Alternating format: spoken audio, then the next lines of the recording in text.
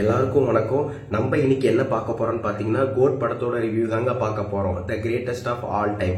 இது தளபதியோட 68வது படம். இந்த படத்தை வெங்கட் பிரபு டைரக்ட் பண்ணியிருக்காரு. யுவன் சங்கர் ராஜா மியூசிக் பண்ணியிருக்காரு.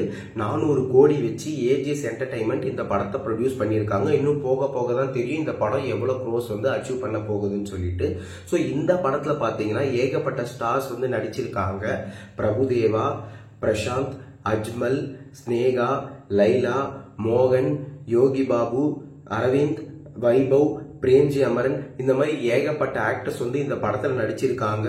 குறிப்பா ஏஐ ஆப் மூலமா வச்சு கேப்டன் விஜயகாந்த் சார் 5 மினிட்ஸ் வந்திருக்காரு. ஸோ சூப்பரா இருக்கு. தென் பார்த்தோன்னா இந்த படத்துல ஏகப்பட்ட கேமியோ ரோல்ஸ்லாம் இருக்கு. அதுவும் இல்லாம நீங்க உங்க எல்லாருக்குமே சஸ்பென்ஸ் இருக்கும். லைக் எஸ்கே படத்துல இருக்காரா, த்ரிஷா படத்துல இருக்காங்களா, தல அஜித் சார் இருக்காரா, தல தோனி இருக்காங்களான்ற ஏகப்பட்ட சஸ்பென்ஸ் உங்களுக்கு இருக்கும். ஸோ இதெல்லாமே நான் இப்ப சொல்லல. நீங்க எல்லாருமே தியேட்டர்ல போய் பாத்தீங்கன்னா உங்களுக்கு அப்ப சூப்பரா இருக்கும். ஸோ இதெல்லாம் நீங்க தியேட்டர்ல போய் பாத்தீங்கன்னா பக்காவா இருக்கும். ஸோ இதுல பார்த்தோன்னா யார் ஹீரோ யார் வில்லன் பாத்தீங்கன்னா விஜய் சார் தான் ஹீரோ, விஜய் சார் தான் வில்லன். ஓகேவா? ஸோ வேற லெவல்ல இருக்கு.